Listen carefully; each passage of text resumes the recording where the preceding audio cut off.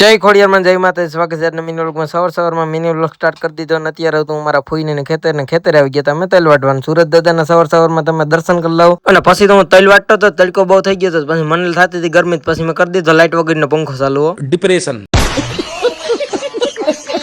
અને પછી અમે બધા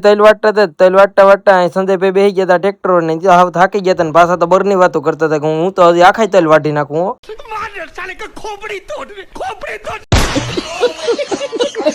અને પછી તો મને મારો એક દોસ્તાર ભેગો થઈ ગયો તો એ તો ઘેરની દવા પીને હૂતો તો પછી કરી ને રામ એ કે મને હુવા દે તો કે તારું કામ કરી કે તેલ વાટવાનું કહાં સે આતે હે અને પછી મહેમાન આવ્યા તો મારો ફુવા મૂકી દીધો તો સા અને તેલ વાટવાનું કામ અધૂરું મૂકીને અમે તો પછી બધા ગામમાં ભાગી ગયા કેમ કે તડકો થઈ ગયો ને બધાને ભૂખ લાગી હતી